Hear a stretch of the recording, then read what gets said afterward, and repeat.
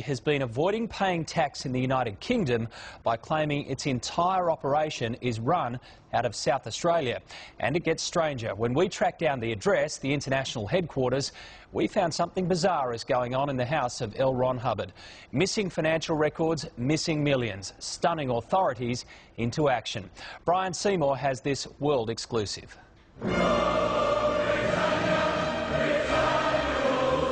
I find this news really upsetting.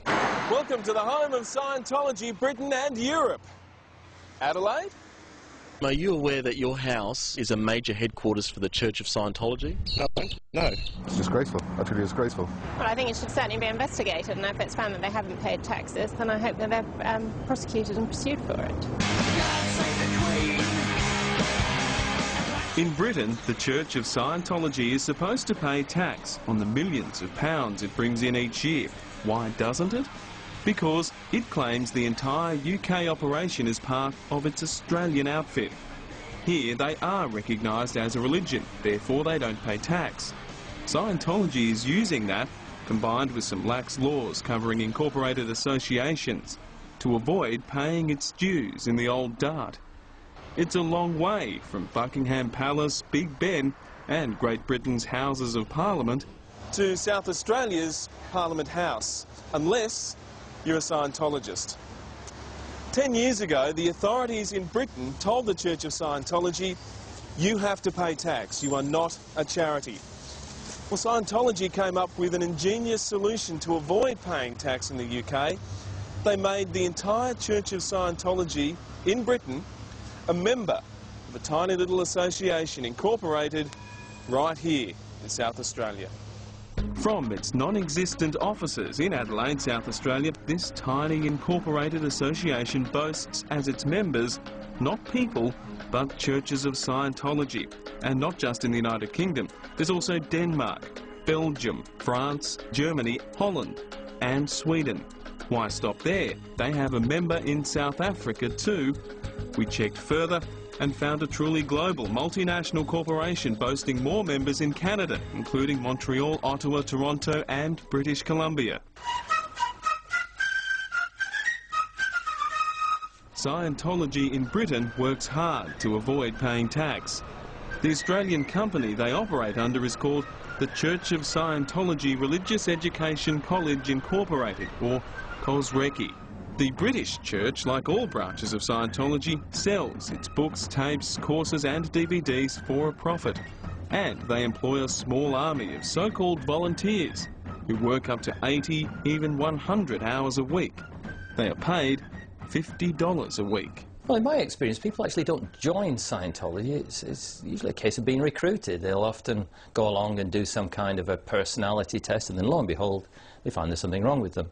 And guess who's going to solve that problem? Scientology. Ian Howarth is the founder of Britain's Cult Information Centre. He's helped many trapped inside Scientology to escape. British citizens should not be paying Scientology's bills, if you will. Scientology should be paying taxes. Britain is in the throes of a terrible depression that's about to get worse. With over 2.5 million people out of work, the new government has savagely cut spending and is contemplating a rise in VAT, their goods and services tax. That is the only tax Scientology is exempt from paying in the UK. People are struggling to make ends meet, and yet, allegedly, Scientology has not been paying taxes for many, many years. You know, when I talk to families that are suffering, they're paying. Sometimes they pay financially. They certainly are paying emotionally. And I think it's about time that Scientology paid. Scientology is a long way from home. Adelaide is 16,259 kilometres from London. Still, the capital of South Australia does have a distinctively British feel, furnished with plenty of reminders of the old country. It might be fate that in Scientology's universe of planetary confederates and intergalactic warlords, they chose Adelaide, the city of churches. It's a case of follow the money and also show me the money. Show me the money! The independent senator Nick Xenophon is one of South Australia's favourite sons. He championed the former members of Scientology who spoke out about the abuse inflicted upon them. But this latest intrigue surprised even him. Senator, how surprised are you to learn that the Church of Scientology in the United Kingdom is run out of South Australia? You know, I'd like to think that the corporate regulators in the UK would be scratching their heads over this one. To say that the Church of Scientology in the UK is a South Australian charity seems pretty bizarre when you look at the evidence. That is precisely what Scientology does say. The group has not filed any financial records in South Australia, but they've provided unaudited accounts to Companies House in Britain, in which they themselves claim the church is a South Australian charity and is established in England for charitable purposes only. The trustees consider that corporation tax should not therefore be applicable. When you look at the fact that the 3 directors are based in the UK, that returns haven't been filed for the South Australian entity in over 30 years, you've got to ask what on earth is going on. Never in my wildest dreams could I imagine that the Church of Scientology's European and UK operations are based on a suburban home in Adelaide. We even tracked down the owners of the house, listed on the article of incorporation as their address. Oh, we were surprised. I was surprised, and had no idea of it until today. The owners are a family who run a market gardening business. They have owned the property since long before Scientology declared it as their address. My parents have owned it for a number of years, and I'm unaware of that. My parents are Greek Orthodox, and we have no idea that it was used in this way. Some time ago, I was made aware of a former insider who may have information. Eventually, I made contact and they spoke to me on the condition they remain anonymous. Why did they choose South Australia? This informant told me Scientology targeted South Australia. When they set up this association, they trawled through the laws in each state to determine which one had the most laws, requiring the least compliance. They also answered a more important question. What does this group produce? Do they employ any staff? It is a corporation. What's their business? They told me that the Church of Scientology Religious Education College Incorporated was set up as an umbrella corporation for the church in the UK and Europe. This organisation needs to be upfront and say how much has been paid in so-called management fees, who it's been paid to, in which country it's been paid to, what transfers have occurred from one country to another, and that's what the authorities need to be looking at. The Church of Scientology has to come clean on their books. They need to open their books. Scientology won't do that voluntarily. But why not do that? Is that something you've talked about with Mr. Miscavige? Because we're not obligated to. No, you're not obligated to. And we don't have any reason to. You don't pay tax? Right. Why not show the public? Well, no, that's not true. We pay property tax. You pay property quite tax. a bit. But there's a lot of tax you don't pay, certainly in Australia. Along with all the other charitable organisations. In Los Angeles, I tried my hardest with Scientology's global spokesperson, Tommy Davis, to get some disclosure of how they manage their massive wealth. That's what I'm saying. Publish the financial records.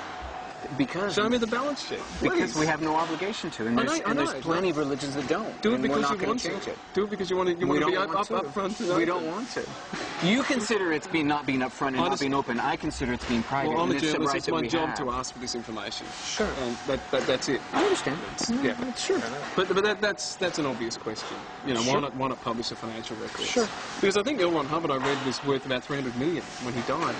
Well, he was a very successful author. Yeah. Yeah. And then he donated that back to the church. Key questions here include, if taxes are owed, are they owed to the British people or the Australian people? And could all of this be quite legal? We'll let the British and Australian authorities conduct their investigations and make a decision on that. One thing at least does seem very odd, that a group that ran and runs the Church of Scientology in Britain and other countries last worked out of an office here in Adelaide in a building right where I'm standing now, long since gone, replaced by a lovely little Adelaide City Park. Back in Blighty, people on the street we explained it all to were stunned. Call them to a meeting, explain themselves, and find out where they are paying tax, or if not paying tax anywhere, kick them the hell out of the country, close them down. I think the government really needs to clamp down. I mean, they need to actually make sure that they do pay tax And yeah, they really need to look into this and maybe launch some sort of inquiry, but definitely crack down on it. What action will you be taking now? I'll be meeting with the federal government later this week to brief them on this issue and to urge the government to give all cooperation, all support to the UK government in their investigations.